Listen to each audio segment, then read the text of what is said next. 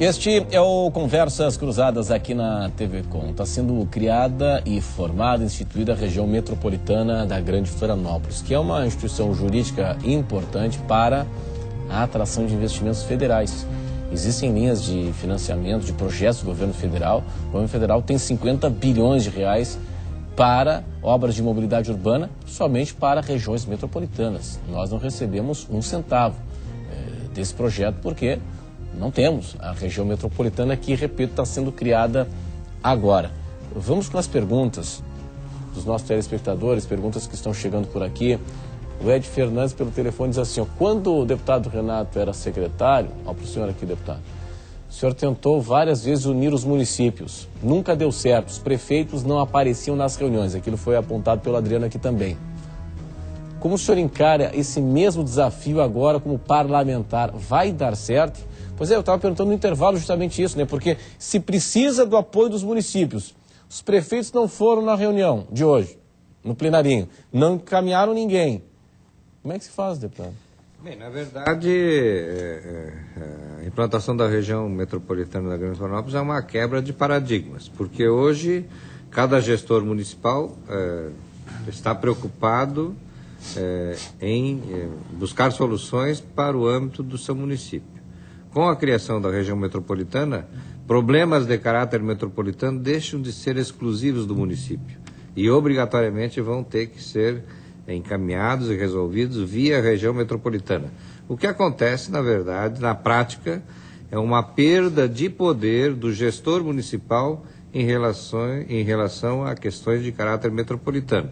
E nós vamos ter que avançar nesse processo, nós vamos ter que aprender com algumas outras regiões que já funcionam, como tem Curitiba, Espírito Santo, nós Belo temos Horizonte. bons exemplos. Temos bons exemplos já funcionando e com resultados. Na região de Porto Alegre. Talvez não a perda do poder, mas a gente tem que conscientizar o compartilhamento do poder. Né? Compartilhamento Estão do poder. compartilhando problemas, desafios, por que não compartilhar soluções, né? E decisões? Marcos, eu diria o seguinte. Precisa convencer. Eu, como bom mané, eu diria que nossos prefeitos ainda estão gerindo como intendências. Sabe aquelas intendências do Ribeirão? Que existem ainda. Existem ainda. Intendente, que vai lá, o cara resolve. Né? Então, é esse modelo de gestão que tem que ser quebrado. Esse modelo. E outra, temos que ter uma visão sistêmica do processo, uma visão de olhar o todo e resolver os problemas de forma conjunta. É um Lego, né? Tu vai ter que juntar as pecinhas. A não presença dos prefeitos, eles vão ter que vir, nem que seja no vácuo. Mas vão vir. Tá, como se dá o processo decisório numa região metropolitana? Como é que funciona? Tem o conselho, enfim, tem a superintendência. Como se dá o processo de construção de prioridades? Bom, vamos fazer isso, está decidido isso. Como é que se dá o processo decisório? Através do plano diretor metropolitano. No momento da instituição da região metropolitana, através do seu superintendente, através do seu conselho, nós tivemos, ano passado, esteve contigo também, Renato, o Marco Aurélio, falando sobre isso. Nós temos que, assim que for criada a região, temos que chamar os pares e criar o plano diretor metropolitano. O que é um plano diretor metropolitano? É sobre aqueles eixos que eu falei no primeiro bloco, que é o eixo da mobilidade, que hoje temos o... Sim, mas é nos moldes do plano diretor municipal? Mas, sim, nós levamos 15 anos para fazer o plano, eu já fiquei mais assustado ainda, levamos 15 anos para fazer o plano diretor de Florianópolis aqui. É um planejamento para você dizer para onde que você vai. A instituição da superintendência nada mais é que é uma ferramenta de planejamento de gestão. Ela vai dar o norte para onde que você vai caminhar. Vai dar o norte do saneamento, vai dar o norte do uso da água, o uso dos resíduos, o uso da mobilidade. Mobilidade, o Plamus aí já vai atender. É um trabalho intenso que está sendo feito. Claro, eu estive hoje com o Guilherme esteve presente, um parceiro nosso, e eu comentei isso com ele porque eu faço a seguinte crítica: eles davam avanço para 13 municípios a avaliação do Plamus. Eu queria 5. Mas aí a questão política empurra para 9. Mas isso a gente até consensua, não há muito problema de briga. Sim. Mas 13 já é muito. 13. Então você vai vir, pode vir essa pesquisa do Planos com um vício na pesquisa. Entendi. Porque pode contaminar o processo. Esse é um dos pontos importantes que o projeto inicialmente tinha a sugestão de ter apenas 5 municípios. Não com o sentido de isolar esse ou aquele município, pelo contrário. Desculpa aqui então, presidente. Então a gente está com Florianópolis, São José, Biguaçu, Palhoça e Santo Amaro. Tá. O objetivo é exatamente facilitar. Veja que nós estamos discutindo aqui a dificuldade de trazer os prefeitos, a dificuldade de trazer Trazer 5 já é a difícil, Câmara. Né? Então, quanto mais você amplia isso, mais difícil fica de administrar, né? Mas dos 5 municípios, o governo entendeu que deveria ampliar para 8, trazendo aí Águas Mornas, Antônio Carlos e Governador Celso Ramos. Muito bem. É isso, né? São Pedro de Alcântara. O governador veio agora por último. Por último. Então nós ficamos aí com esse desafio ampliado, que é de conscientização, porque o quanto cada município pode ganhar com esse projeto, né? O quanto cada município pode avançar junto com a região metropolitana. É esse processo de conscientização, de não perder poder e sim compartilhar poder e ganhar poder. Isso é importante, que é ganhar o poder de trazer recursos, sim, ganhar o poder de trazer projetos mais amplos, maiores, de futuro. Porque historicamente no país a gente tem visto projetos de infraestruturas para resolver problemas que já existem e que são históricos, né? Você pega como exemplo a BR-101, a entidade a qual eu presido hoje vai completar 30 anos. E a principal bandeira, quando ela foi criada, era a duplicação da BR-101. Que não está concluída. Que não está concluída ainda. E quando ficar concluída, ela já não é mais uma solução, é já um paliativo. Então, essa falta de visão de gestão pode ser muito aprimorada, claro que de forma gradativa, volto aqui a dizer, mas é preciso dar o primeiro passo. É isso que a gente está fazendo. E assim, na verdade, precisa ser entendido de que o mecanismo jurídico da região metropolitana é, na verdade, uma nova forma de gerir problemas de caráter metropolitano, que vão sair da alçada do prefeito e vão passar para a alçada da região metropolitana com a participação dos prefeitos. Sim, com a participação deles, isso é importante. Eu quero destacar também, Renato, a questão das regiões metropolitanas no país. Elas existem há 40 anos. Então, recentemente teve um estudo do IPEA e demonstrou uns casos de sucesso e uns casos de não sucesso. Rio de Janeiro é um caso que não dá certo por causa do Niterói, Rio de Janeiro. Que Rio de Janeiro é infinitamente maior que o Niterói. Temos o caso de Belo Horizonte, onde o governo do estado de Minas Gerais investiu numa região metropolitana para ter o quê? Mobilidade, questão de saneamento, e hoje dá resultado. Esse modelo que foi instaurado em Florianópolis, para mim também é um equívoco, onde você vai dar mais 20 anos de sessão, onde você não interliga os bairros da região metropolitana. Hoje não existe isso. Existe uma sobretaxa do DETER para transporte intermunicipal, outro equívoco, que nós podíamos ter uma única tarifa na região metropolitana, com regiões para fazer o desembarque, o embarque, né? Fazer todo o fluxo. Nós não temos. E temos a região, por exemplo, de Curitiba e Porto Alegre, que no final do ano passado alcançaram recursos extraordinários por ter a sua estrutura criada, tanto em Porto Alegre como em Curitiba. Porto Alegre se destaca pela questão de obras viárias, não só pela Copa, mas pelo histórico de obras que elas conseguem, mas pelo transporte coletivo, que tu conhece bem de Porto Alegre, que é metropolitano, mesmo caso de Curitiba. Então, no Brasil, o único estado que não tem a sua regulamentação é Santa Catarina. O quanto nós já perdemos, né, em função disso? Né? Nós somos... Ou deixamos de ganhar, né? E houve também, no passado, uma série de equívocos do governo, do último governo do Espírito Amin para o governo Luiz Henrique. Ele tinha sido incipiente o processo de regiões metropolitanas. Com a criação da SDR, que houve uma confusão de atividades, foi extintas. Estamos com essa lacuna já de 12 anos. Então, essa lacuna que nós estamos tentando recuperar. E aí, quero dizer o seguinte, como é um processo que melindra poderes, é essa resistência. Então, nós precisamos quebrar... mas é a questão do pragmatismo, não é só a questão de melindrar poderes, né? Se nós formos aí no interesse público, é um negócio escancarado esse, de que nós ficamos de fora de linhas de financiamento.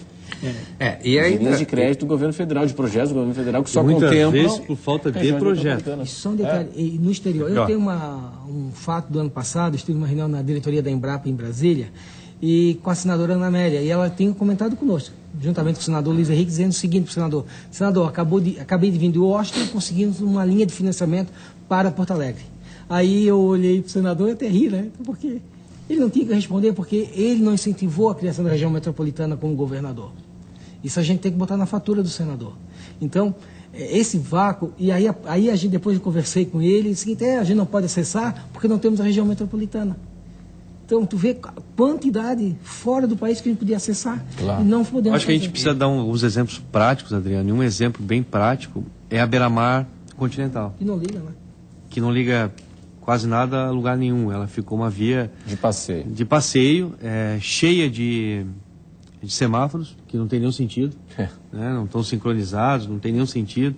Quer dizer, é um desperdício de investimento. Se pensássemos enquanto região metropolitana, isso já teria dado continuidade no trecho que falta em Florianópolis, interligado com São José, interligado com a BR-101. Quer dizer, você teria um ganho de escala na mobilidade fantástico. Isso aí vale para a beira-mar de São José, vale para de Florianópolis no continente, a beira-mar do continente, né? Sem dúvida. Os dois casos. Sem dúvida. Eu faço sintetizar só Renato. É que nós temos que pensar além dos 4 anos de um mandato. Essa que é a região metropolitana está fazendo. Que eu ia tocar. Perfeito. Na verdade, o fato de nós termos implantado a região metropolitana aqui na Grande Florianópolis vai mexer nesta questão do olhar da gestão. E nós vamos ter um órgão gestor que vai olhar sob o aspecto de projetos. Então não vai se preocupar com a maturidade do projeto. O que acontece hoje com os gestores municipais, que, na verdade, eles passam a ter interesse, focar o seu interesse naqueles projetos que têm maturação e possibilidade de implantação durante a sua gestão, de 4 anos. Sim, sim. Aquilo que extrapola isso fica sempre em segundo plano. Por isso que nós estamos vivendo o caos aí na questão de mobilidade urbana e outros aspectos aqui na nossa região. Vamos ver o que está chegando mais aqui do telespectador. O Carlos diz assim: a integração vai depender das vaidades político-partidárias, apesar de vários serem do mesmo partido. Isso hoje não representa mais nada. Pois é. E a região metropolitana tem que estar acima da região político-partidária, né? Planejamento das cidades. A instituição tem que estar acima disso, né? Nós temos um compromisso do governador, o Marcos estava presente, né? Que essa é compromisso de campanha dele, ainda no mandato dele, e a gente espera nesse semestre agora, Renato, aprovar na Assembleia... Nesse primeiro semestre. Nesse primeiro semestre, a criação. Primeiro semestre. Então a gente está se sobrepondo às picuinhas partidárias. Nós estamos querendo realmente pensar... Só avanço. Temos que pensar. E o que a gente está sentindo agora, e hoje na audiência, é que várias entidades que não participou desse processo de maturação já estão vindo. Quer dizer, isso é um sinal. Deixa eu entender o seguinte, presidente. As entidades da sociedade civil organizada têm assento no Conselho da Região Metropolitana? Até o presente momento, no status que está o projeto, sim. Esse é um dos principais apelos nossos, enquanto Conselho da Região Metropolitana, que a sociedade civil organizada participe do processo. Nós vivemos um momento político que precisamos caminhar para isso, principalmente pensando no que nós acabamos de discutir aqui, que é planejamento a médio e longo prazo, principalmente, porque hoje se faz muita política para o mandato. Sim. E não uma política de Estado, uma política que realmente pense o município, pense o Estado, pense o país a médio e longo prazo. Por isso nós sofremos todas essas mazelas, né?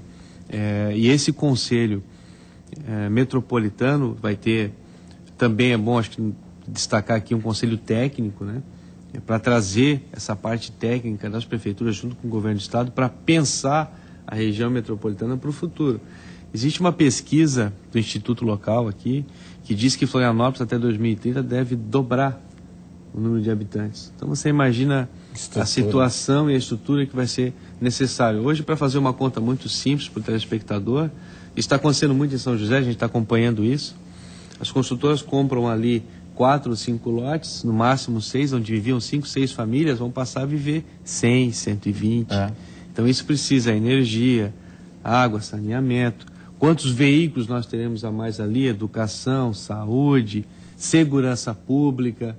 Então, mais do que nunca, esse processo, um dos processos problemáticos do crescimento, que é a verticalização, precisa ser pensado. E precisa ser pensado aí a questão do plano diretor metropolitano, que é um grande desafio que nós teremos logo depois da legislação própria. Nós vamos para o intervalo e antes do intervalo eu convido você que está assistindo a Conversas Cruzadas aqui na TV Com a conhecer agora o Vivar Residence Cacupé.